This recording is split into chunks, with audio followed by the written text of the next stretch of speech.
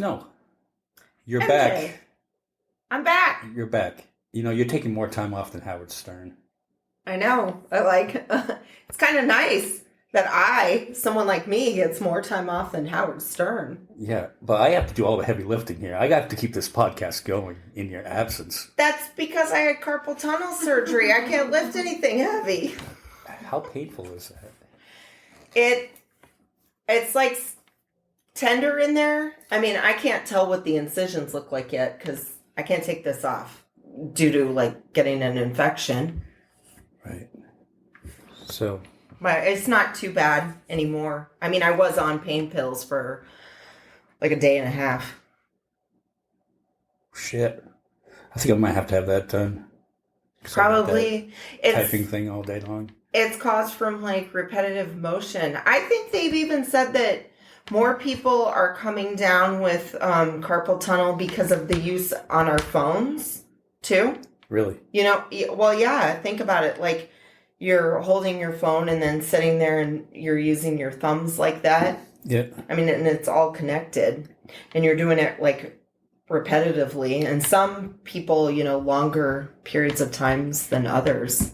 I don't know. I think it's because you're secretly, you know, you got the Wonder Woman shirt on. Do you have like that built-in, you know, The shield thing that she had? Because you need those in Kingman. Oh, yeah. It's the lasso of truth. Yeah, the shields. The shield to deflect bullets. Yeah. I definitely need that in Kingman. Yeah. Oh, When people go armed to, you know, like go buy a sandwich. So we got Cydni back again. Hi, guys. How you been? Hey, Cydni. Been a while. Yeah, it's been a minute. Yeah. So let's go over a couple things since you know, you've been gone. And the episodes I've done, we haven't really talked about like current events and stuff like that. You had P-Diddy. I mean, that's fucking nuts. You can't find this guy. Mm-mm. He flies his plane somewhere in like the Caribbean or something like that. And they're following the plane, they're tracking the plane, but it touches down and he doesn't get off of it. And I don't think they really know where he is right now. So he might not have even been on the plane. That's what they're saying, because there's all these, they're out looking for him. You know, he's dead to rights. It's a kind of like a combination of Jeffrey Epstein and who was that singer? The R&B R. singer? Kelly. R. Kelly. Yeah, it's something crazy like that. Where there's allegations of minors. Because we need more of those. Mm-hmm. We need more of that happening. And I don't know, locking girls up or something like that. It's just some weird shit. R. Kelly locking girls up. But I think they said something about child trafficking or like trafficking young girls and selling them off. That's why we haven't had any new P-Diddy albums or new flavors of vodka that's come out. I don't think P-Diddy has put out anything in quite a while for music-wise. Because he's been busy trafficking. Yeah. Shit. And that's why he started making vodka. That's a tool for coercing, maybe? Yeah. I don't know, maybe he's hanging out with Bill Cosby. Oh, God. That's a dirty one. Oh. Jeez. And then we had the one that, as we talk about, you know, whenever a big celebrity dies, we always mention on this podcast. And we usually do it in a way that it's, you know, paying tribute. Yeah, that's too bad. Betty White passed away or whoever it is. Uh-huh. But this one, I did not feel bad for at all. It was O.J. Simpson. Yeah. I didn't feel bad. That was like good. Either. Like I wasn't sad at all. I don't know anyone that was. Of course, I do feel bad for his kids. I mean, I wonder how their life turned out. You know, honestly, I don't know. You know, I don't know. I don't know how I would be okay with my father who killed his wife. Their mother. Yeah. Like I don't. I know. I wouldn't feel bad. I would actually be happy. I'd pee on his grave. Yeah. Killed my mom. I know. And they've always done a good job of protecting those kids. The Brown family always has done a good job, I think, of protecting those children. Yeah, and you know that was one thing about him was he was found innocent in the court of law, they didn't have enough evidence for whatever reason.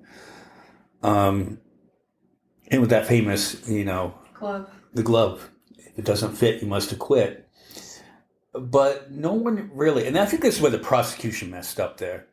They didn't really get into the forensics of what happens to leather after it's been soaked in blood and dries. Mm-hmm. Plus, when you put on a glove, who puts on a glove with all their fingers spread wide open like that? You do this. I know. Together and in. Yeah. I know, because I remember that. That was like when I was in high school when all that happened. And even when he was doing the whole glove show thing in his trial, I was like, well, it's not going to fit if it's leather. And this was before I got addicted to forensic files and cold case files. Like, it's not going to fit if you get a leather glove wet. It's not going to fit. Especially blood, it's thick. Yeah. Right in. I mean, it stiffens leather right up if it gets any kind of liquid on it. And that goes back to, in all these civil cases, like, say, with the former president or Rudy Giuliani or Alex Jones, where they're forced to do these payouts, but they never actually have to pay out. It never really comes down to that. Like, the person never really gets that settlement. I mean, it looks good in the paper, but does the victim ever really collect? No, because they don't. The court will order it, but there's no guarantee that they're going to pay it, and there's no they don't get a warrant for their arrest if they don't pay it. It's not like a fine, to the state. And why don't they? Like, why haven't they passed laws in order to help victims more? The only thing that a lawsuit does is it goes on your credit, and that's it. Yeah, and OJ had his money all wrapped up in these accounts that you could not touch. Mm-hmm. Like, knowing that this was going to happen, so he secured his money. Mm-hmm. So the bank, the government couldn't freeze the assets on that account for whatever reason. And can they now that his death has taken place? Well, the guy that who's in charge of his estate initially said that he is not going to pay it out. But he got such a backlash from that he now says that he will. Now, whether he does or not, that's going to be another story. But it's just like Alex Jones. It's just like Rudy Giuliani. They're probably never going to actually pay that money out. I mean, plus number one, they probably don't even have it to begin with. Right. Not the amounts that they're ordered to pay. Yeah. Plus, can't you just declare bankruptcy anyway? Mm-hmm. Yeah. Mm-hmm. So, I mean, those have got to be loopholes that have got to be fixed somehow. I know, because if they can do, where bankruptcy doesn't count with regards to, child support, why can't they do it for stuff like this? You would think it could. There should be, it should be for more things. But you can't declare bankruptcy on child support, can you? Especially when it comes to no, you cannot. Or loss of a life. I know. That's just outrageous. Yeah, that should fall in the same category where you cannot file bankruptcy to get out of it. I can, remembering that trial, I can remember the exact place where I was during that car chase with the Bronco and the police cars, and the whole trial. It was fast. It was fascinating. It was like must-see TV. It was like the best TV show around at the time. Was watching the highlights of that trial. The high-speed chase. Yeah. Did you remember where you were during that? I do not remember where I was, but I met the guy who turned OJ in. Who? K.O. Caleb? No. I had a boyfriend who was from California that came here to go to UTI, Universal Technical Institute, to be a mechanic. And one of his friends that also came to go to school, when I met him, he's like, yeah, this is my friend Chris.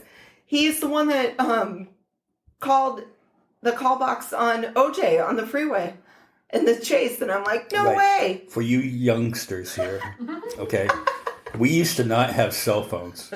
Now, you're not supposed to use cell phones in your car. This was during the day of beepers. We had pagers, but... Pagers. You couldn't make a call. But you couldn't page somebody. Hey, I saw OJ. So you have to pull over, get to a call box and say, hey, I think I saw OJ.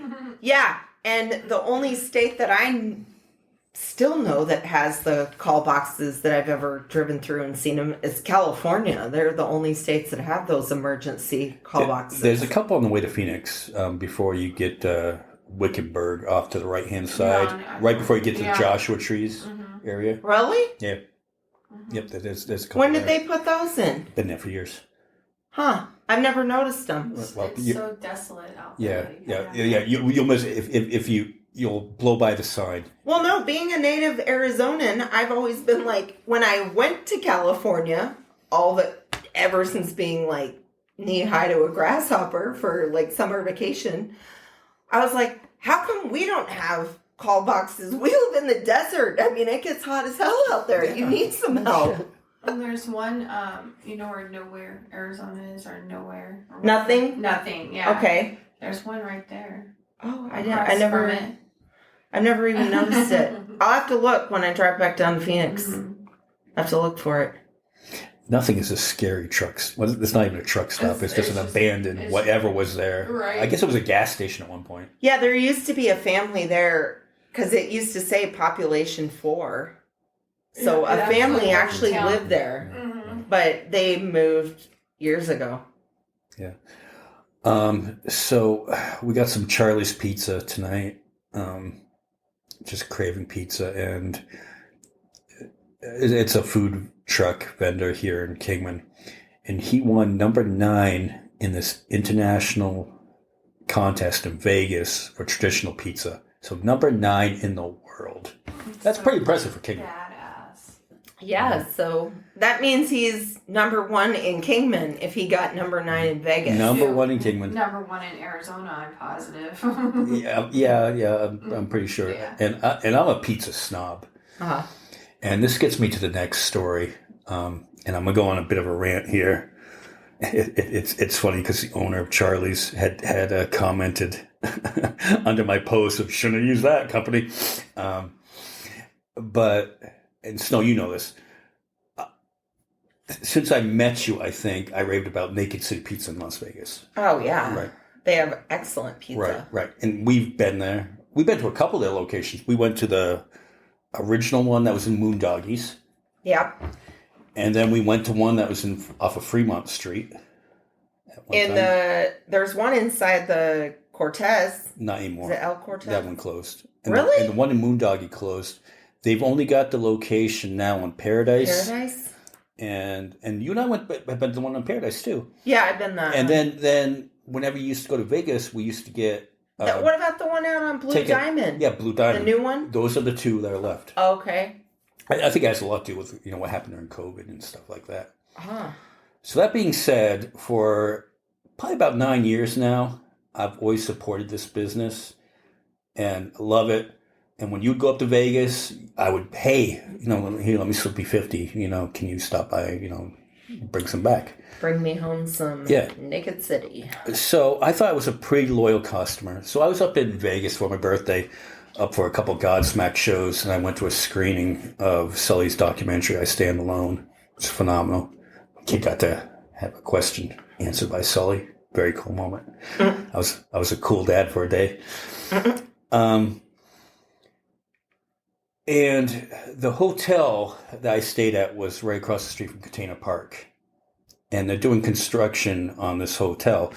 So parking spaces were really limited. So after the Godsmack show, I had gotten back on Saturday night. There was no place to park, so I had to park a couple blocks away and pay for parking overnight.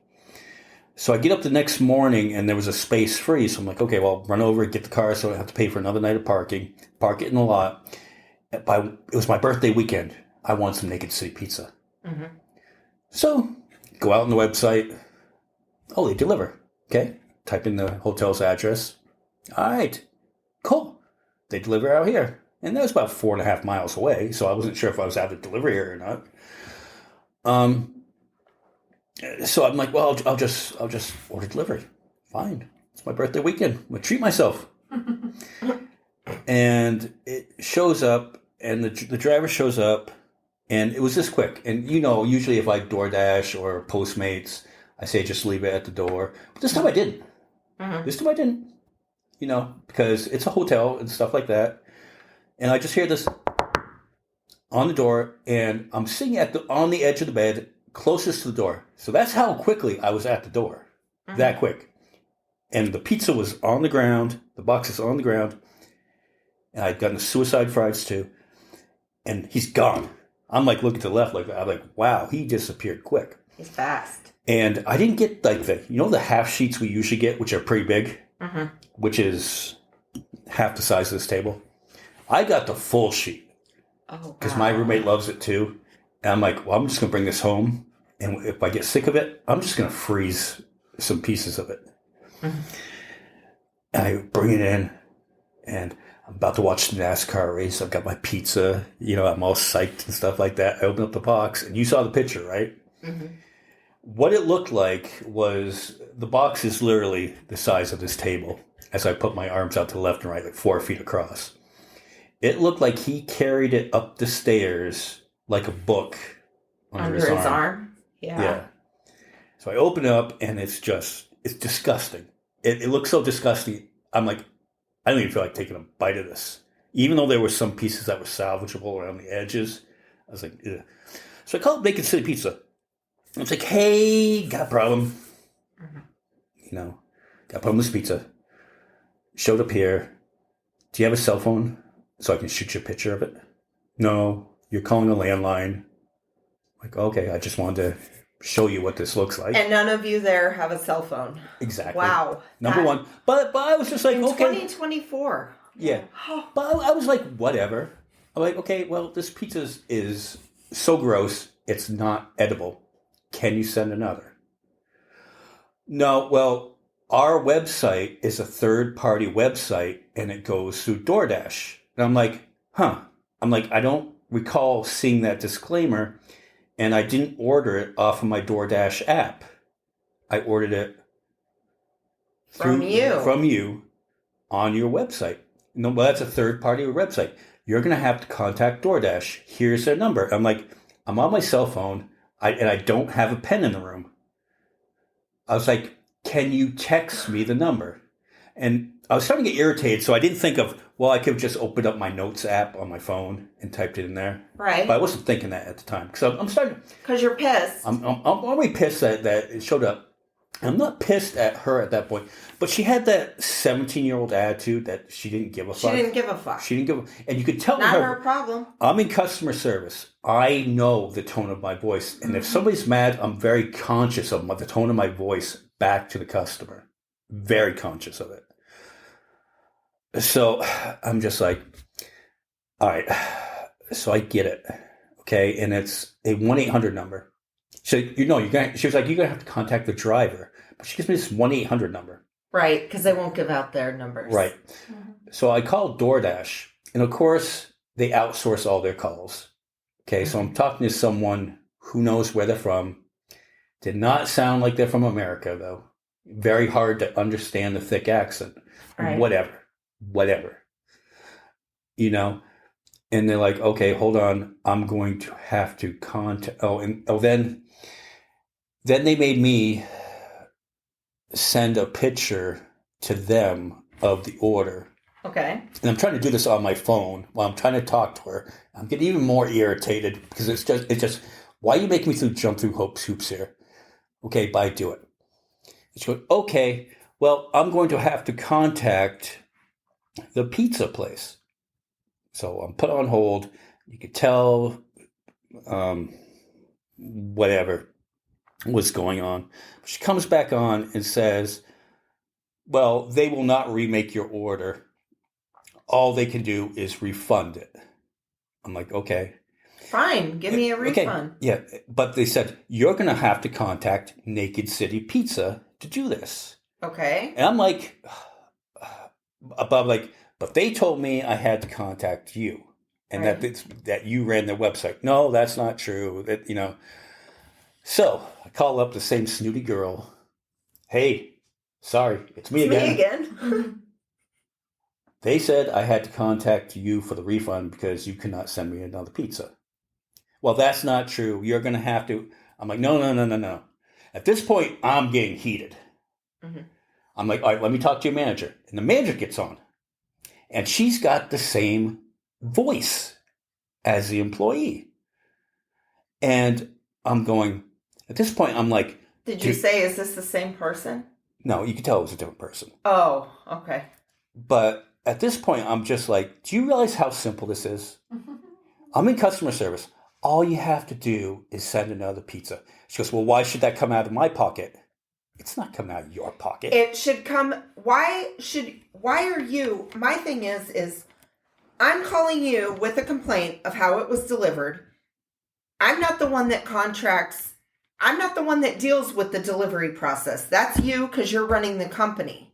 Okay. Yeah, and I'm ordering off your website. And it's like, how are you not embarrassed about how your product showed up to me? This is still your product. Yeah. Regardless of if it's a third party delivering it. It's your product. Yeah. And at this point, I'm really, really fuming. Because, okay, well, just give me a refund. Well, you're going to have to go through DoorDash for that. Because we don't have your payment info. I'm like, DoorDash told me to call you. And she goes, no, that's not true. I'm like, well, somebody's lying to me. Yeah. Are you assholes making any money off of my pizza? If you're not making any money, I don't know why you can't send me the other pizza. Yeah, then. she goes, we go through this with DoorDash all the time. I'm like, then maybe you shouldn't go through DoorDash. Yeah. Then I'm like, look, I've been a customer. I've been a loyal customer of yours for years. You don't know how many people that I've turned on to you that have brought people here over the years. You know. And she literally goes, well, we both lose out here. I'm like, how are you losing out? Because I've got a dissatisfied customer. I'm like, it's easy to satisfy me. Send me another pizza. Make it or right. refund me. Yeah, and you know what? This is how it should go. We're sorry that happened, and then behind the scenes, let the two companies fight it out as to who's going to resolve it. Right. Not have me go back and forth. The customer shouldn't be the one to resolve the issue. Yeah. At this point, okay, and I have a son who has Asperger's, as I mentioned to the Godsmack, and he doesn't like conflict. He doesn't like loud voices, you know, and I feel that. I do. But at this point, I am so frustrated. My son pipes up and goes, you need to stop treating workers like that. It's not their fault. They get it all the time. And the manager literally goes, it sounds like you have bigger problems than your pizza, and then hangs up on me. Oh, for fuck's sake. Which at that point, who do you think gets the brunt of it? Which I felt bad at the time, but at the same time, I'm like, get up, look at this pizza. I'm like, I realize you don't work, and you have no concept of money, but this is a day's work. And you don't even like pizza. Yeah, you don't even like pizza. But when you want to eat this, if this was donuts, but now to the roof. Now I was already hangry, but now I'm angry. And my suicide fries at that point had gotten so cold I couldn't eat those either. You know, it's you know what? I'm starting to, because I've heard this whole story now. I realize why they're down to only the 2 locations. Why they don't have the other 2 locations no more. Yeah. So they've obviously pissed off a lot of people. Well, DoorDash is trash, though. Yeah, and that gets to the next point. Because the owner of Charlie's, when I posted a picture on social media, because I'm like, I'm going to blast them. I'm going to tag Naked City Pizza. I'm going to tag DoorDash in it, and the owner of Charlie's says on that, well, that's why you don't use DoorDash. I'm like, thanks, bro. You know, nothing I could do about it. Well, I mean, the employee that delivered your pizza, that's somebody who should not, they clearly don't like doing their job. Because you don't treat people stuff like that. Like, I personally, I don't necessarily 100% like the way that DoorDash runs their company after watching the John Oliver special. Right. But right. most of the workers are, I mean, I feel bad for the workers. Your contract, I've never had a problem with them. When you work for DoorDash, you're a contracted worker, Right. so you do not have to pay these employees benefits. That's Right. number one. Number two, sometimes DoorDash takes up to 50% of a fee. Tip. I know. Yeah, they take 50% of their tips too. 50% of the tip, Of the tip, and they charge the business. So yeah. so this after tip, this order came out to $78. So in reality, Naked City Pizza probably only made $35 off that sale. Probably because, and I worked for DoorDash for a little while, and I know for a fact that they take half your tip because, and I didn't know this till after I was not working for DoorDash anymore, and I was ordering DoorDash, and I asked the girl, she got her $5 tip. She goes, no, DoorDash only paid me $2.50. I went and dug in my purse and gave her $5 extra. And they don't pay for your gas, do they? No, they don't. So you get, it's per. So here's a good example. You get paid $2, and it's usually $2.50 a delivery, maybe $3.50, right? Uh-huh. If they tip, then you get extra. If they tip, If. I've gone from one point of town all the way to the other point of town, like over off of Birdland from like Taco Bell on Stockton, $2.50 because the person didn't want to tip, and I got their food there early. Right. So you barely come make it. barely Now, come gas. During COVID, because my husband was gone for a while, I was doing DoorDash. I was making $600, $700 a week, but that was during COVID and when gas prices and stuff down. It's not worth it now. Yeah, I know. That's why. And after watching the special, I'm like, people should just stop doing it. Then that's the only way to get the company to actually. And that's the thing. I could have gone through the DoorDash app, but I personally chose to go to their website and hit delivery, Chili's not says knowing. The same thing. Chili's does the same thing. You go to order from Chili's and you're like, oh, they deliver. They use DoorDash. Yeah. But there should there should be a little disclaimer. Any of them except for like the pizza joints, like Papa John's and Domino's, like they actually have delivery drivers through their company.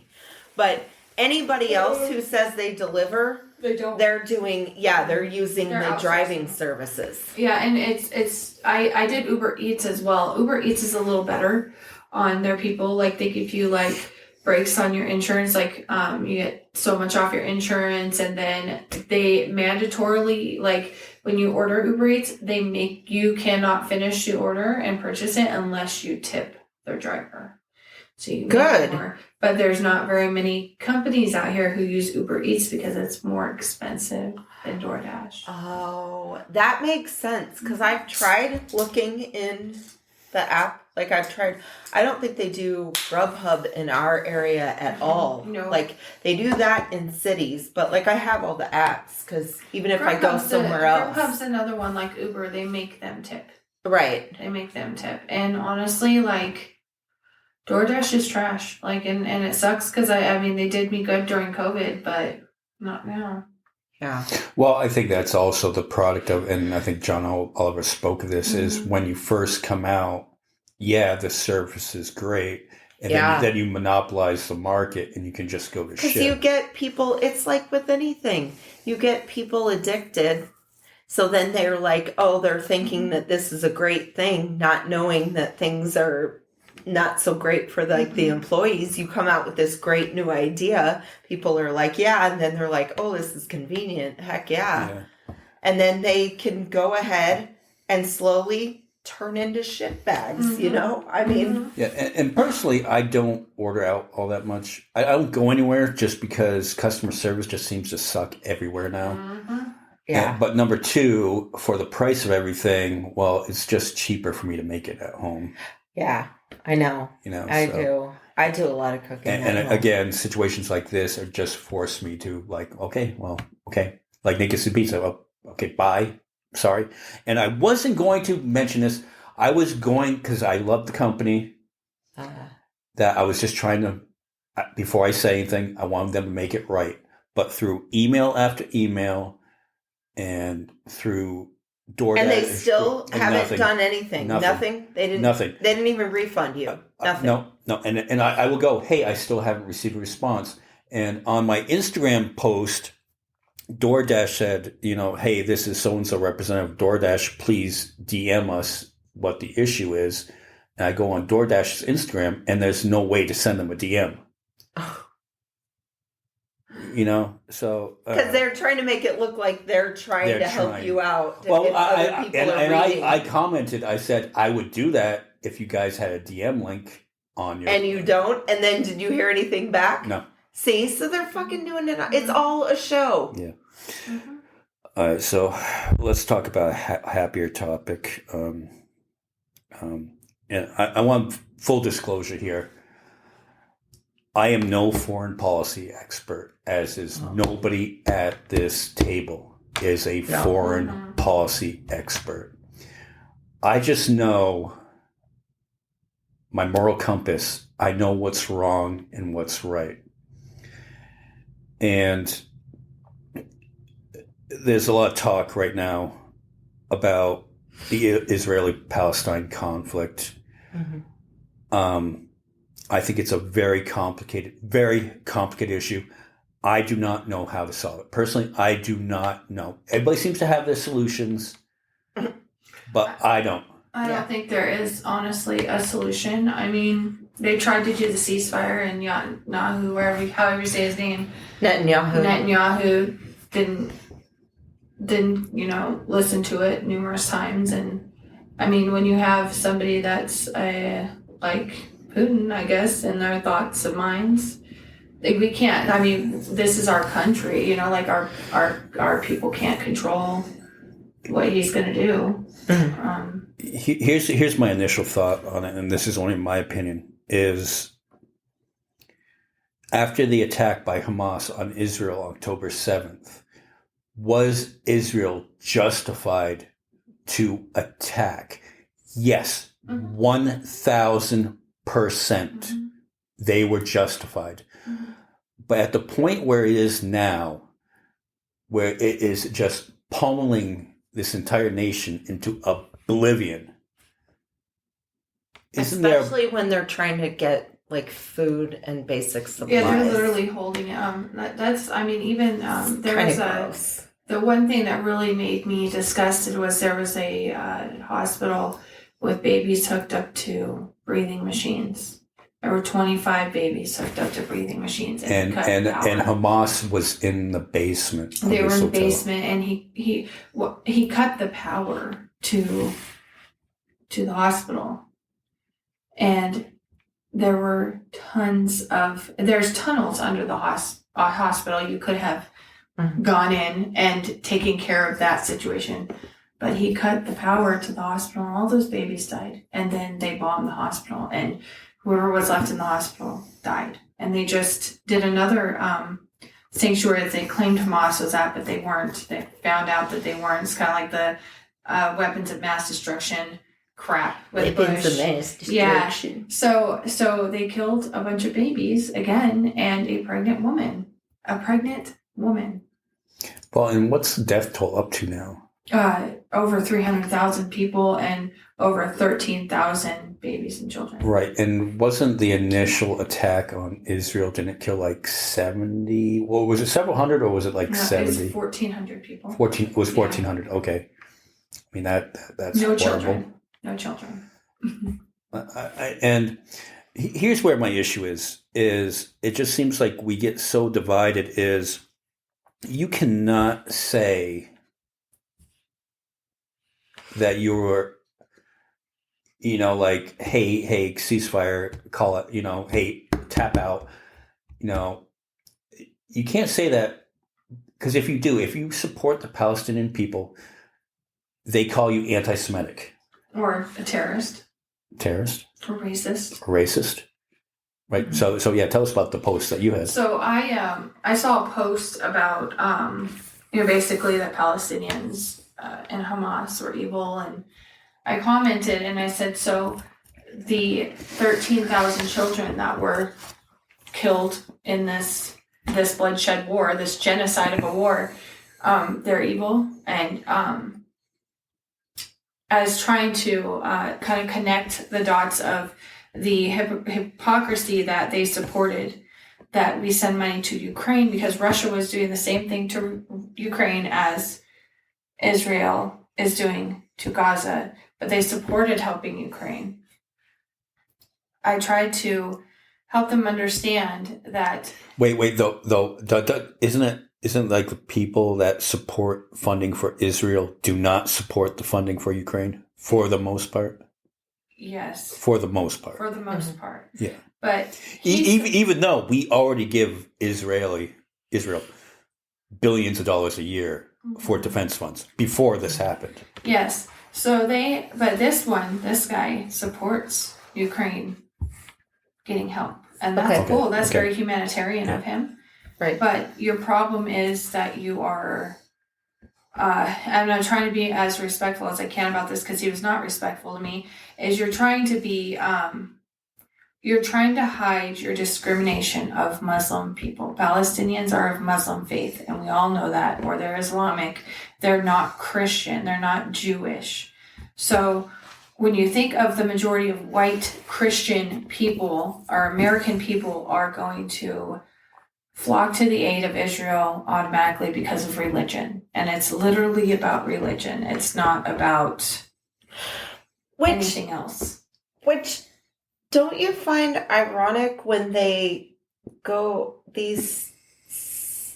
some folks on the right go to rallies where they chant, Jews will not replace us? Mm-hmm. It's weird. It's like with this circumstance, because you're dealing with Jewish versus Muslim, then they're taking the side of Jewish people. But if it's just in America, they hate Jews. Like they literally, they don't make sense to me at all. And another thing that doesn't make sense to me is if you're going to post things that are about pro-life. I'm pro-life and it's about the babies and we got to save the babies. But then you laugh at a comment about 13,000 babies and children dying. You're not really pro-life, nor are you Christian. So you comment on that and he put the little laugh reaction. He laughed at it. He laughed at my comment about 13,000 babies and children dying. And he was one that posted about pro-life and was always on my stuff when I would say pro-choice things. And yeah, then he's not pro-life. He's not. And I want to say it again because I say it every time I do a podcast and the word pro-life is mentioned. Pro-life was hijacked from the people who opposed the death penalty. Mm-hmm. It was hijacked from that, and then the people who were anti-pro-choice took it up as their argument. Well, and really quick, a little sidebar here, before we get back into this is, thankfully, the Republican state representatives voted to overturn the decision of the AZ Supreme Court. They didn't like all that backlash. Yeah, now you're for it. Now, women are going to remember this. Mm-hmm. Regardless of what Trump and Kerry Lake said now, women are going to remember this. If that's not what you said before, and they're going to flip if and when they win the election, they're going to flip back. But anyway, we can only hope. On that, the same person that we're talking about had made a because you made a pro-choice post, mm-hmm. and he commented that abortion is genocide. And well, genocide, if you look up by definition, is a nation of people, or a race or religion of people. That's what genocide is. So, but if you have all ethnic people getting abortions, then how is it genocide? Mm-hmm. So I made that comment. So I'm like, well, does that mean like you support a person of color's right to decide? Mm-hmm. You're just against white women having abortions because you think it's genocide? Because I was like, I'm just like, that's how I take your comment. Sounds like. That's what it sounds like, and that's what I took it as well. Because Genocide means a nation of people or an ethnicity or religious group. What Israel is doing to the Palestinian people is genocide. It means like ethnic cleansing. Easily, right? easily genocide. Okay. Over 300,000 people to your 1,400 people. That is easily genocide. And that is, disclaimer, and we're not dismissing those 1,400 people that died. No, they died. Yeah, that's sad. Isn't genocide something that is like forced on people versus if you're talking about choice, we're talking about pro-choice and whatnot. If he's trying to equate abortion with genocide. You can't. Well, that's what I'm saying though, but genocide is something that's forced upon people. Mm-hmm. That's not even what you're arguing though for if your stance is pro-choice. That was my point. He makes no sense at all. That was my point of making that comment. Like, that does not make sense. It does not make a fucking lick of sense. No. And by me saying, oh, so you only support white women getting abortions, not getting abortions. And I knew that sounded ridiculous. I'd go strictly off of like the vocabulary aspect. I'd be like, dude, genocide is something like the genocide of Jewish people under Hitler. Well, that was forced upon them. And Cydni had responded to him, and he had said, you do not know what genocide is. And that's when I was like, okay. And my friend posted, my other friend Sabrina, she posted. Like the definition? This is what it means. You're not even close. And he walked off that conversation. But this last one, when we had that car, he was a friend. He was a friend of ours, right? And I was not rude to him at all, saying anything. One guy called me fat on his post, saying that you should get an AK-47 and go out there and try and help those people. Oh, wait, you probably wouldn't make it 25 feet because you'd have a heart attack. And I said, oh, that's great. Here we go with the fat jokes. And then he equated to me when I tried to explain it, and I've been very respectful and trying to have a conversation. This is a friend said that I am a racist and what is that word? Anti-Semitic. Anti-Semitic, yeah. And I hate Jews and Jesus. And I'm like, what the is wrong? That's a stretch. That is a huge stretch. So I wanted to read the definition of genocide just because we were talking about it, right? Okay. It says it's a noun. The first one they have here, the systematic and widespread extermination or attempted extermination of a national, racial, religious, or ethnic group. So that's not babies. That's not unborn babies. Number 2, the systematic killing of a racial or cultural group. The example here would be the Nazi genocide of Jews, left few in Germany or Poland after World War II.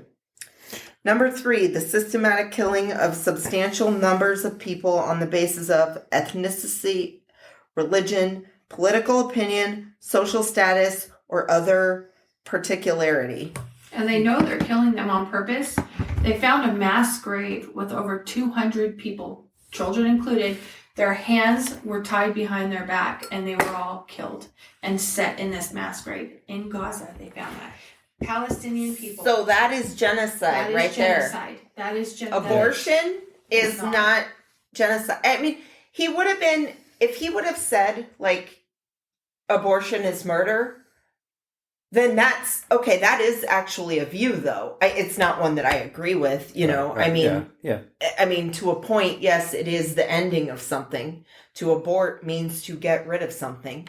But it's like, it's not a view that I agree with, but it is a view that people do have that is at least a grammatically correct view to have. I mean, you can get into the definitions and the semantics of that, but yeah, you can generally, okay, I can see how this person feels that way. Right. I just wanted to kind of point out the stupidity of some people. If you're gonna have an argument and then you fly off the handle and you start calling somebody names and railing on them, that's the problem I have. It's like you're being a hateful piece of crap and you don't even know what. My thing is like hate makes people stupid, and this person is a damn good example of that. While we get to this next part, can you bring up that clip of Talib? the thing is that's going on is there's these protests going on at colleges all around the United States, especially in New York City at Columbia University, I've been following. which is the big one. Now, I don't agree. Security course. I don't agree with any type of violence against a Jewish student at all. Like if they're out there with their Israeli flag in support of the Jewish people, all for that. I don't think these protesters should be ripping the flags away from those people. I agree. But people have the right to protest. And I think what I do not like is like if we speak up as pro-Palestine, which we are, we're anti-Hamas, pro-Palestinian. That's what I've said numerous times. I do not agree with what Hamas did, and I think it's horrible. And Israel had every right to retaliate on Hamas, not innocent Palestinian people. Like that is just I don't know. And the fact that our American dollars, our monies, is going to fund more of that just disgusts me. And we can just keep on going around on that. Is we don't take the time to think critically of this, how you can support the Jewish people, the innocent Jewish people who are the Netanyahu's, regime, and support the Palestinian people without supporting Hamas. And yeah, are there a few lunatic protesters there who are saying, death to the Jews? Sure, I'm sure there are. But people like Bill Maher seem to lump all protesters into that. Like, well, if you're standing up for the Palestinians, you must be pro-Hamas.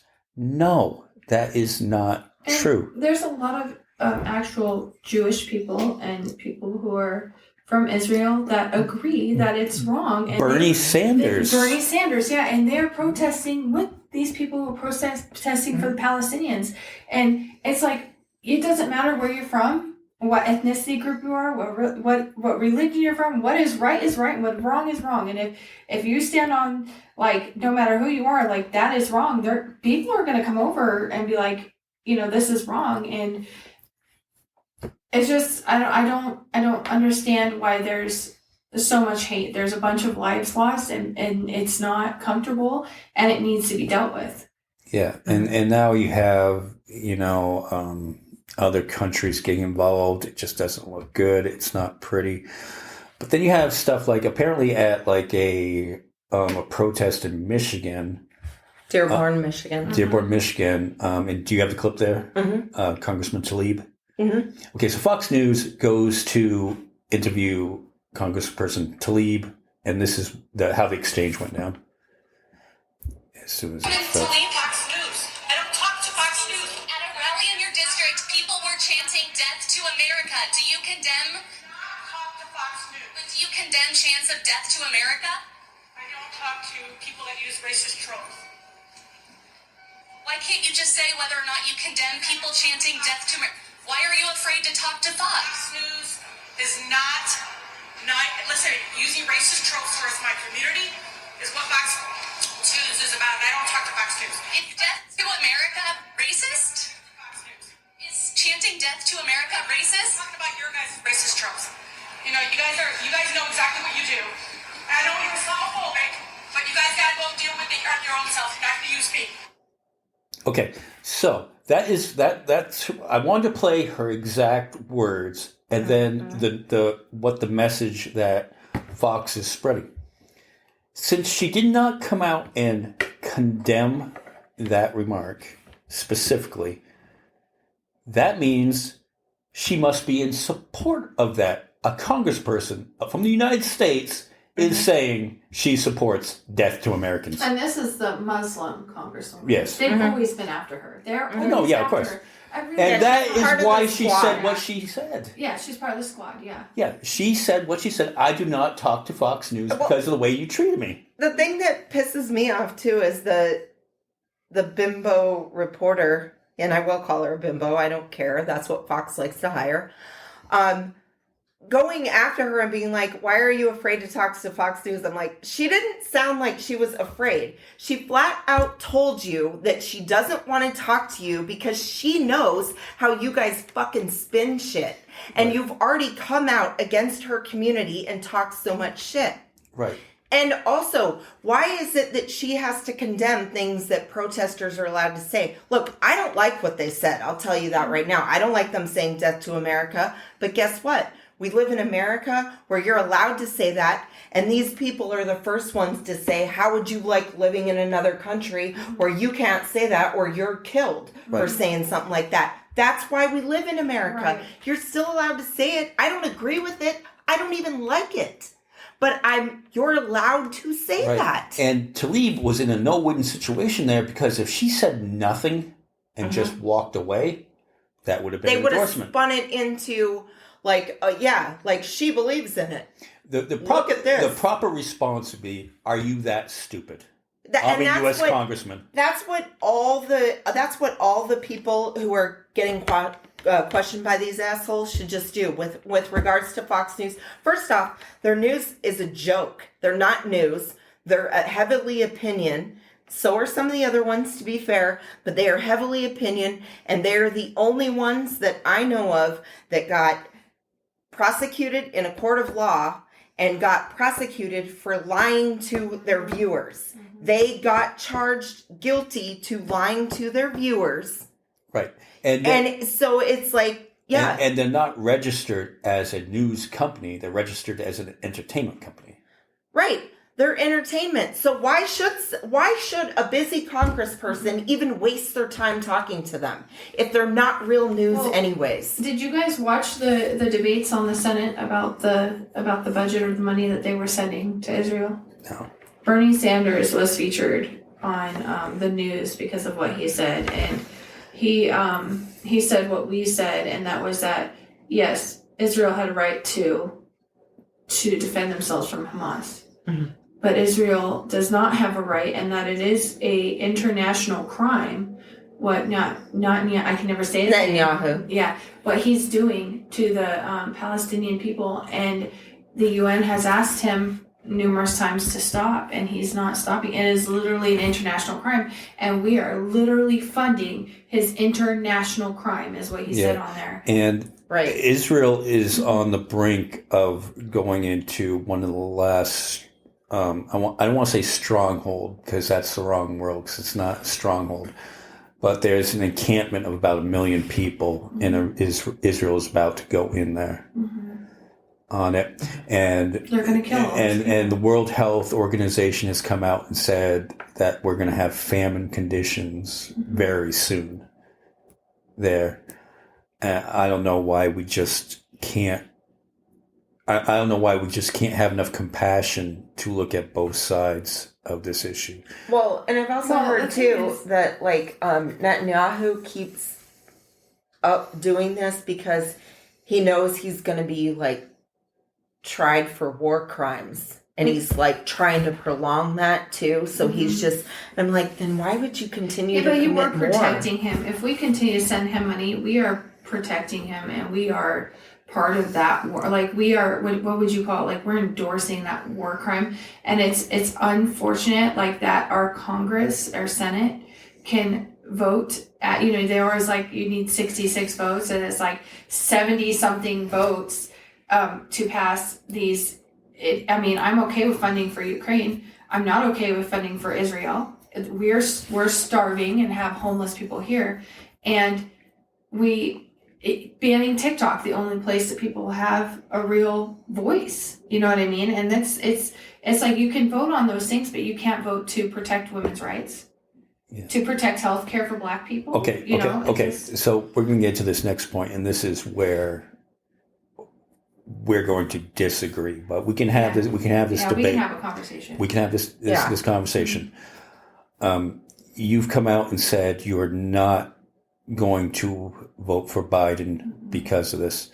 Okay, then let me ask you this. Because in Arizona we have 11 electoral votes. electoral college votes. It goes by district and everything like that. And it's a winner take all. So if Trump beats Biden by one vote, that means Trump is president. You're willing to take that risk over one foreign policy issue? So my idea is, because I'm very independent, is that if we all stopped voting for the lesser of two evils, then it would change the complete trajectory of voting. And it's unfortunate. And do you think Trump will better protect the Palestinian people? No, but neither is Biden. I think Biden's making a little bit of an effort. But again, also though, that gets complicated because, again, we have a say in it because we're taxpayers. Mm-hmm. We're funding this, but at the same time, this also isn't our conflict either. It's a very complicated thing, and we shouldn't be funding it. Like I feel like it's a lot of money. So where I work with families that are in need, and homelessness is up. It's skyrocketed in the last 10 years, and we're at the highest that we've been. And I know, like, we talk about the unemployment rate. The unemployment rate's low because people are working 2 and 3 jobs to survive, and a lot of them still are homeless. And it's hard for me to understand why we would send all of that money to fund a war or genocide on people when we have our own. But you know the answer to that is it's because these defense companies own all the politicians. You pay $10,000 for a hammer through these fucking contracts and stuff like that. How does the money come back? Here's Because the they thing. say that we send this money over and it comes back, and I don't understand how. I don't know that either. Look, I agree with you on the funding thing. I do. I totally agree with you. I agree with you that we have way too many homeless people here that we should be taking care of and focusing on here. I do. But I just the thing that I don't agree with is I think it would be so much worse if Trump were to get back in office. Because I think that he would give free reign. Not only would he continue to fund Israel, he would probably tell Bibi Netanyahu he would probably wipe send them out. He would probably send troops in to help. Yeah, I mean that's my reasoning. And you also have like 2 members of the squad came out recently, AOC and Ilhan Omar, who's Muslim herself, who are pro-Palestine people, who said it would be a real mistake to not go with Biden, though, because the end of our democracy and democracy, like we're the ones who, I mean, America has done it over years, stuck their nose into other people's business. Will Trump be able to even run, though, if he's found guilty of the hush money? Yes. Yeah. So how yes. is Yes. it? You How can is it still he run could- he could be a convicted felon, start his presidency in jail, and then he can pardon himself. So how is it that Bill Clinton was kicked out of office for getting a He blowjob? he was impeached, but he wasn't kicked out of office because he was impeached by Congress, but the Senate didn't convict him. So the he was impeached but not removed, same as Trump. So for a blowjob. So Congress For a blowjob, so it was ridiculous. So it's like this: the Congress can find you guilty of the crime, but the Senate can impose whatever sanction there is and can acquit you of that crime, which is what happened to Clinton, which is what happened to Trump twice. So essentially, he can be the worst criminal in the world and still run our country. Correct. Yeah, and he's just delaying all these trials till get past the election so he can just wipe them out. He has stated, and even his his daughter-in-law, who he appointed to the RNC, said it's going to be 4 years of a bloodbath. We're going to go after all the retribution. And I don't know if you've read Project 2025. I sent you a link. Yes, but if you've read that, what they plan to do is rid the entire federal government of all employees who are not 100% loyal to his agenda. That's a fucking scary proposition. And that's why I think I would never tell you how to vote. I would never tell you that's yours, that's your vote, that's everything. But that's like telling you what to do with your body. Yeah, I mean, but in this election, I just feel like this one is so important, and I know that two of the big things we stand for on this podcast: pro-choice and LGBTQ rights. If you read Project 2025 and what they and the climate, planet. If you read what they are going to do to dismantle all those rights and our planet overall, and if you're not 100% loyal to the president, you cannot work for the federal government. That is scary enough shit to go, I mean, my vote's not going to go anywhere else. So if he loses, what's going to happen then? He will get charged. Hopefully, if he's found guilty of the charges, the court proceedings probably would stop, or he would just continue to pardon himself. This is, if he loses, that's really the only hope that we have to hold him accountable, like we have been doing. I mean, and here's the thing, that's been pissing me off too, because it shouldn't have taken this long to get the ball rolling on it, you know? 4 years. Yeah, we're coming up to election time. Now, with regards to like voting, again, I'm not going to tell you how to vote, but we just had a really good example here that should show everyone in Arizona that we are still very much, and I've been saying this for years, I go, look, I realize that Biden won Arizona in 2020, and we got a Democratic governor, and we have 2 Democratic senators. Well, one went to independent, but we did have, and we have a Democratic Arizona AG. But our state, with regards to what just happened with the whole abortion thing, thankfully it got repealed.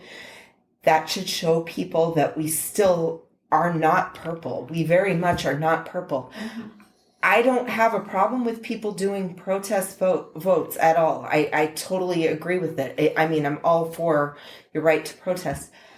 But I'll just remind you that you are still like in a red state. If you were in a state like California, I'll tell you, you know what, go right ahead. Because the RFK vote is going to turn out to be a vote for Joe Biden. Mm-hmm. But when you're in a state like Arizona, the RFK vote would turn out to be a Trump vote. And let's go back to before Biden. Let's go back to 2016. And we know these people. I don't know if you do, Cydni.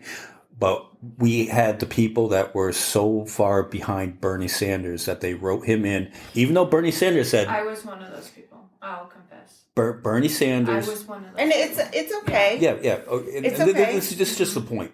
Okay. You're also look, I've done protest voting before. You know, it's something, politics is a very complicated mess, and it takes years to understand it, and you still don't understand it. You still don't understand why people purposely get into office some of them get in there for good intentions, but some of them get in there for self-fulfilling processes, or it seems like to fuck over other people just so they can get ahead too. Which is, yes, self-fulfilling, but they don't care about fucking over anybody else. They know they're doing it. But this goes back to the people about to 2016. Now, if Hillary had won that election, Roe versus Wade would not have gotten overturned. Yeah. Because that would have been her appointees. Well, 3 of them. Well, we don't know. She would have got 3 picks. We don't know what Mitch McConnell would have done. You know. He could have only prolonged it so long, though. He could only prolong it for like so many months, I think. Yeah. You couldn't have done it. He got lucky with the whole Obama situation because he was able to keep putting it off. And then Obama's term ran out. Yeah. Now, I get I don't understand why the Democrats run the candidates they do. I did not like Hillary at all. Was she competent enough? I don't know. There was just something about her personality, and she had too much baggage to me. Like, there's too much they can hold against her. Well, she's just kind of prideful and, how would you say it? She had a grandiose kind of... Yeah, well, she didn't have that Obama quality that she could talk to you, and you're like, whether Obama was wrong or right. Obama was personal. He was personal. The thing, Yeah. Hillary Clinton. Obama could lie to you, but he sounded charming, just like Bill Clinton. Well, he was charming enough that you go, okay. And even George Bush II. Or George Bush Jr. was kind of charming. Hillary Clinton doesn't have that je ne sais quoi. Yeah. Like, she doesn't come across as, like, warm or friendly. Yeah, she comes off as cold. But she does. What do they call that? RBF? Resting bitch face. Yeah, well, and she does, but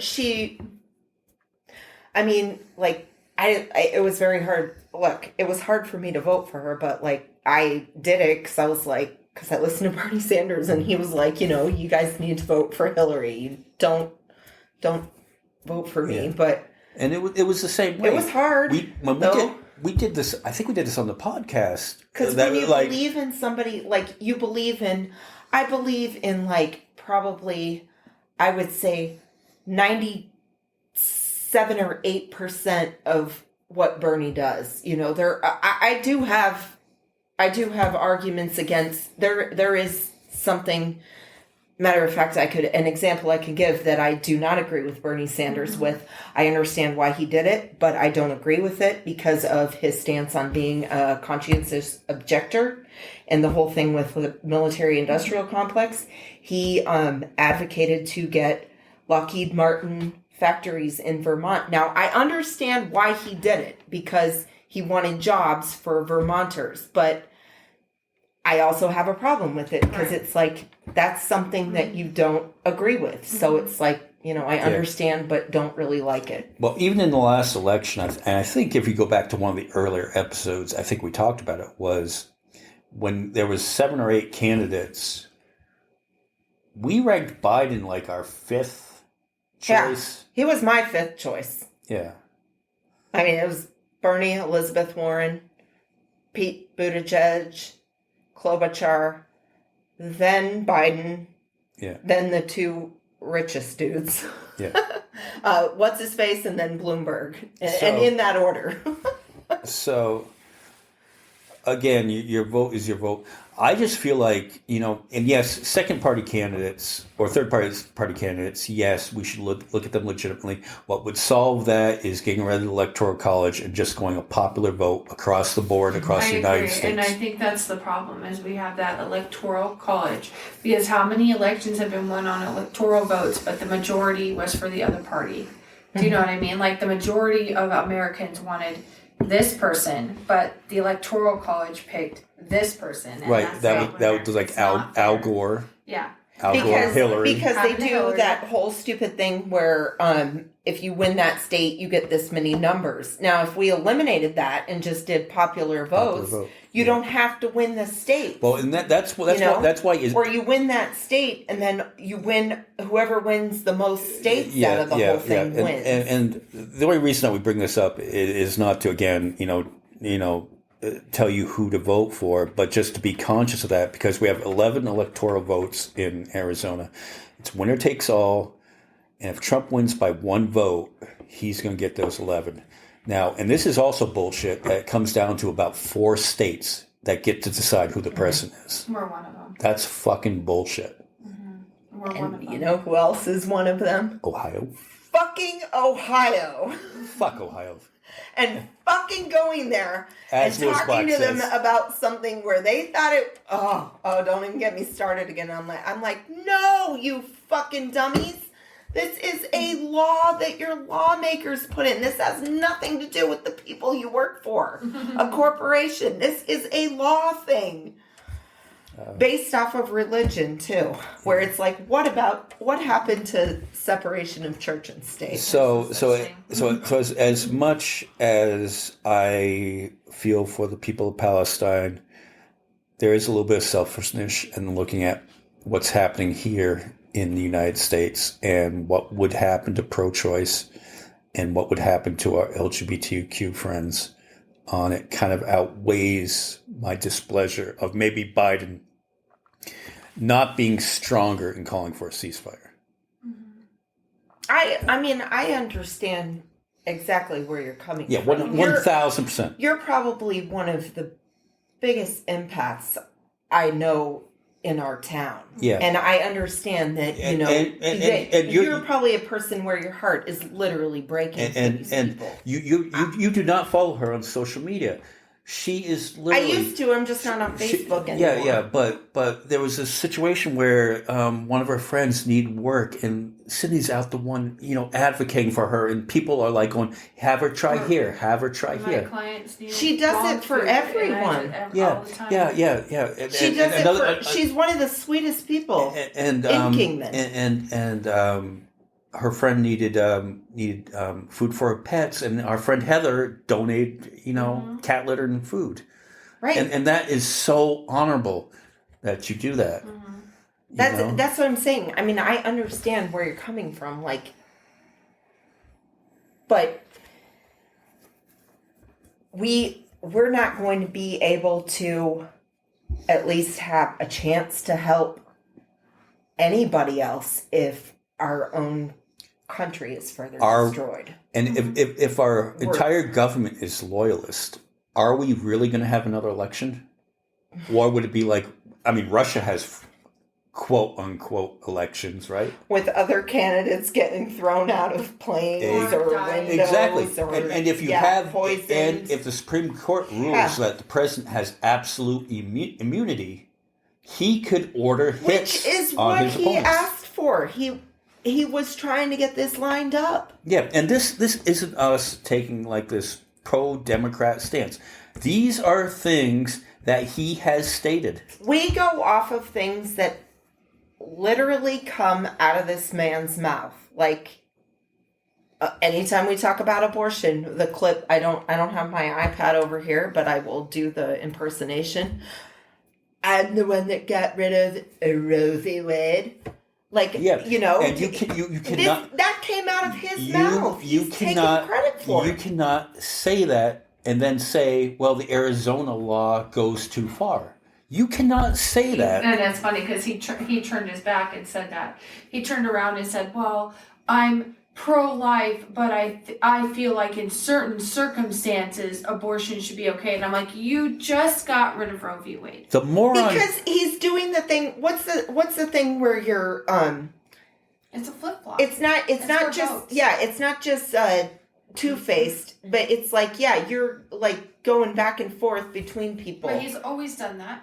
Always done that. But in the same statement that he says the Arizona law goes too far, he goes, but vote for me because pandering to both sides. Yeah, he's pandering. Yeah, because the Democrats are for abortion up until and after the time of birth. You tell me one circumstance. There's no laws that say that at all. No Democrat has ever said that we want to have abortions after a baby is born. Which isn't an abortion, that's murder at that time. Yeah. So when you go into the doctor's office and you're miscarrying, they call it a spontaneous abortion. It's your body aborting the baby. If you have to give labor to a dead baby, right? Because your baby, God forgive, you're a week from due date and your baby stillborn stillborn, and you have to have that baby. You go into full labor, but that is considered a full-term abortion. It is it's literally, they have to force you to have that baby so it doesn't rot in your stomach. And that's what late-term abortion is for women that have those situations, which is horrifying to even go through. Yeah, you're ready to have a baby, and your baby comes and then when that happens, and when situation in Texas where the commercials, the commercial where have you seen those commercials where the couple's on there and the girl and it's absolutely heartbreaking to watch, but she's like, they wanted the baby and she's like, this was her little blanket and she can't even talk, she's crying and she went septic and she died or she almost died twice because of it. And then, so it comes on the screen like, Donald Trump did this because he killed Roe v. Wade. So I'm at my father's house when I'm watching this. Both him and my stepmom are wiping tears off their face. And then they're like, then my stepmom goes, well, how is Trump responsible for this? So I did my impersonation. I go, he literally said, I'm the one that got rid of Roe v. Wade. Which is what protected women like her. Right. So, and it says that on the commercial. She didn't try to argue with me, and she doesn't like Trump. But they still are not going to, they're not going to vote for Trump or Biden because they're old. Right. And they're not going to. And crying in the commercial. That didn't move them enough to be like, they're still not going to. 2 points. Like, Trump is that much younger. He's 3 years. 3 years. Okay. The second back. Let's go back to the stillborn, late-term abortion thing. That doctor and the mother are going to be investigated. Now, you just went through the worst tragedy you could go through, but now you're going to go through criminal charges because of that, or at least investigated. It's happened already in Texas. Yeah. It's already happened in Texas. A doctor was stripped of his license and she was sent to prison for murder. Yeah, it's bullshit. Premeditated murder. So, yeah. I think just this, and hopefully this is the last time that we have to say this, is, they say, well, you just have to, pinch your nose and fucking vote.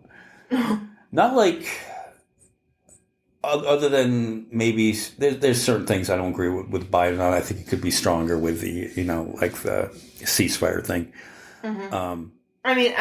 But overall, I think he's done a fairly decent job, but the messaging is all wrong. Like we were talking about the homeless. Yeah, the unemployment numbers are low, but let's look at why is rent so high? Well, rent's high because of inflation, and inflation is high because of the tax law that Trump implemented. Well, and inflation's also high because of greedflation. You've got companies that's the thing with the tax bill, is he gave super tax breaks to the corporations, and they're being greedy, and we have to pay more taxes, and they want us to pay more into the corporations. Right, like you would think that they could cut us some slack though, since they got their fucking tax breaks. No, but they won't. They're greedy. Let's use Kroger as an example. Okay, Kroger's third quarter profits last year, in the middle of all this inflation. Now, inflation has run. I think it's between. I think the highest it got up to was like 8%. But does that explain why groceries have gone up 30 to 40, sometimes even 50%? And Kroger is turning in record profits. Mm-hmm. They all are.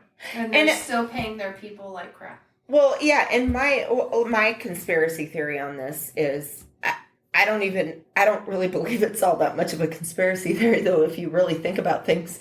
It's like they want Trump back in office, so they're jacking up those prices because they want those fucking tax breaks again. Yeah, and I can't prove it, but I know it's true. We could prove it if people were smart enough to read tax law, which not a lot of people are smart enough to read tax law. They're just looking at their pocketbook going, exactly. Well, under Trump, I was paying this, now I'm paying that. That's because they were under Obama's tax bracket law, which gave back to the working community and the poor instead of the rich. They had the caps on it for taxes. When Trump got in there, he altered that till 2026. Oh, guess what? In election years coming up, you paid all this money while Biden was in. Guess what? Vote for me and I'll make it low again. Well, and here's the thing. Here's the thing too. He did do. There were the tax breaks for the working class, but those expired. That's what people don't get. Like when he first got into office, there were those years like from Obama. Yeah. Exactly. Mm-hmm. But he did the things where it did actually help working families, because they didn't go. That was the thing that he didn't go in reverse. But they were set to expire. Like I believe they expired this year, because I have friends who are on the left and they're like, that's their main gripe. They're like, yeah, but we got back We got back all this money under Trump. We got back a lot of money under Trump. And now under Biden this year, I got to pay more taxes. And his wife was even trying to explain to him. She's like, those tax cuts expired though. They were set up like that. They were written in there to expire. Like they got put out under COVID to help people out. But they all expired. Yeah, in 2017 is when Trump introduced his tax law. It didn't come into effect until after COVID was coming to the end. Right. Then his stuff came in and it's until 2026. Nobody can do anything. They have to wait till it expires to either re-up it or write a new tax law. And unfortunately, if it makes Biden look bad, which is it's the way it's always been in politics, is they write certain laws to sabotage. But we can go back and look. These are just numbers. Yeah. It's numbers. It's facts. It's black and white, and it just takes a little bit of research. Mm-hmm. Under every Republican president, at the end of their term, the deficit has skyrocketed. Mm-hmm. Under Obama, well, let's even go back to Bill Clinton. Bill Clinton zeroed out national debt. We were completely out of debt. Well, because they do that whole, there's always been the thing of it's called like the two Santa Claus theory or whatnot. So when Republicans get in office, they spend. And then by the time the Democrats get in office. Right. Now this goes on a bill. Okay, so basically how it works is you're just putting it on a credit card. But when that credit card comes due, there's usually the other party has their president in that. So when the bill comes due, that party that created deficit does not want to pay the bill. Right. Right, and that's how we get to government. That's basically the layman's terms on how we have. Thing, like we don't have money, so we have to cut everything off after they've given like their tax breaks to their friends. Right. Yeah. Mm-hmm. That's exactly how it works. Yeah. Now this isn't saying like Democrats is the perfect thing. No. I hope we don't come across as that because we don't even believe that ourselves. No. I think that some people who maybe hate listening to our show get that message, but that's not what we believe. And look at gas prices. Look at gas prices. Okay, to a T every year. You will see starting in February, gas prices will slowly increase up until Memorial Day, busiest travel day, and then they will go down again. It happens like clockwork. It happens under every president. Now, and here's the point being, is since we're getting used to inflation, eventually we're going to get used to it. Like, say you go in and buy like a 16-ounce Mountain Dew. I've used this before. It used to be like $1.19. Now it's like $2.39. When the gas prices go down, that bottle of Mountain Dew is always going to remain at $2.39. Mm-hmm. Do we really think if someone else gets into office, grocery prices are going to go down? Mm-hmm. No, because we're used to paying it at that point. We could solve the fucking debt. First off, okay, if they would lift the fucking cap on Social Security, we would be okay with Social Security. We wouldn't even need the debate on whether we should get rid of Social Security or not. Get rid of those kind of programs if they'd lift the cap. The cap set at like what, $160,000. After you pay that in, you don't have to pay anything more. If we would fucking fix our tax laws where these corporations aren't getting out of paying their taxes, where like your average billionaire pays like 3% of their income in taxes, whereas somebody like me pays like fucking 20% of my income in taxes. How is that fair? Right. Then you have to pay tax to register. You have to pay to register your car. Then you have to pay tax on your property. But also, like our food or like our produce is expensive. And I just came across this the other day because I follow a gay farmer on TikTok, and he said that they will fine you and audit your fields if you don't buy their seed, their GMO seed, right? And then they kind of like bully you into buying their GMO seed, $30,000 per field of GMO seed, per field. And they profit 60% off of your stuff, so they have to skyrocket the prices when they sell it to the grocery stores, and the grocery stores sell it to us. So the government, say you have your own organic seed, and you're like, okay, I'm going to fight this, I'm going to grow my organic seed. The field next to you, if they have GMO seed and it pollinates Blows your over. seed, and they test your field, they can fine you and shut you down. Yeah, that's what the whole Monsanto case Yes. was over. Yes. Because their seeds were blowing into other people's fields. And And so they have the Monsanto genetics. was going after these people and suing them. Yeah, so the government can do that. Yeah. So, Well, yeah. but the problem with that is,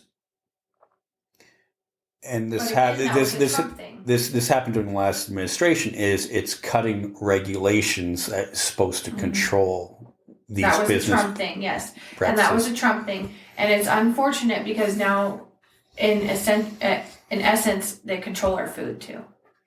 Oh, yeah. They control. Oh yeah, our food. 100%. Yeah. 100%. So If you don't think, when you have the people that are behind these companies that put all the drugs in our food, okay, all the chemicals and stuff like that, but now they're running the FDA, who's supposed to regulate what's in our food, do you think that they are beyond putting shit in our food that makes us kind of lazy and compliant? Go look up what eggs have in them. Go look it up, what they incubate in eggs that we eat. Go look it up. I inspire you to look that up someday.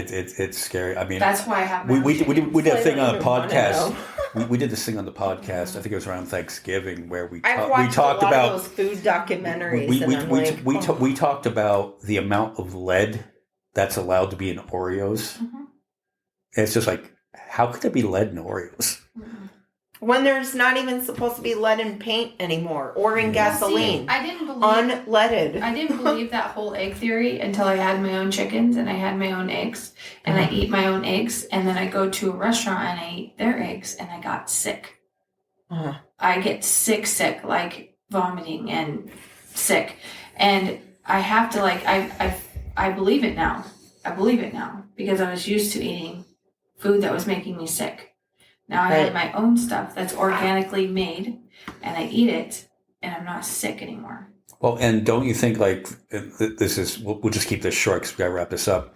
But don't you think the amount of preservatives and chemicals that we put in our food can have adverse health effects, like the rise in cancer and stuff like that? MS. Mm-hmm. Yeah. All of it. Inflammatory diseases. Yes. And why don't they ever think, okay, why are they, when people talk about how it's vaccines that are causing autism, what if it's food? It is food. I mean, don't think it's vaccines. There's Yeah, no scientific- what if it's, Yeah, like my kids are very food sensitive and they only eat certain types of foods. And I do think it's a very addictive type of thing.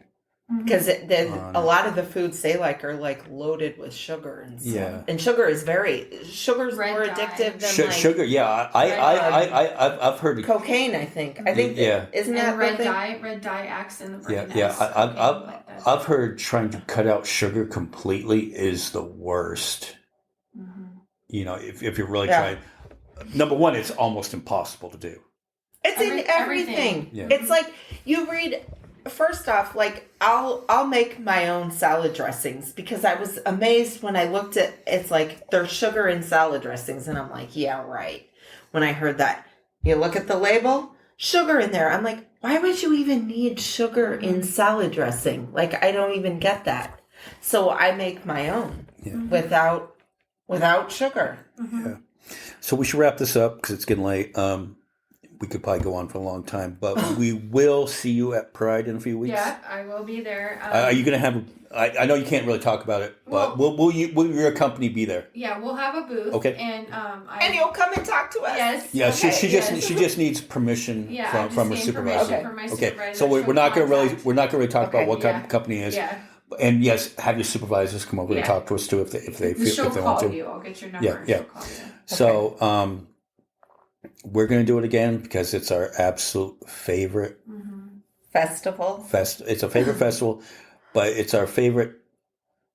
It's our favorite episodes of the year because the people that we sit down and talk to. We like all the stories. Yeah, the stories. And from year one, we had the one person who came up and told us the really sad story about their father.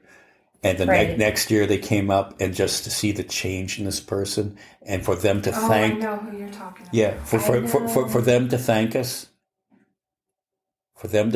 and said, "You really helped." That just You all this. You No, probably no have. matter. I hope we get to talk to them again. No, Yeah. no. I'm going to tell you off air something. Okay. But it makes it all worth. We don't care about the hate comments that we get, or whatever names you call us. To see that we can make a difference in at least just one person's life by what we do, hey, makes all this And worth that's it. all Yeah. that matters. Yeah. Yeah, like I don't care. Whatever. Yeah, That and, guy said to me, I don't care. yeah. Your hate, because you do. Keep it. You do way more. 99% of people's feedback to you is very positive on everything you do. Yeah, and you're always trying to help people, so fuck that guy. Yeah. He doesn't Seriously, give a shit. fuck that guy. Fuck him. Okay. All right, so we'll wrap this up. We will talk to you very shortly. Yeah. Okay, and we'll see you. Bye, y'all. Bye. Bye.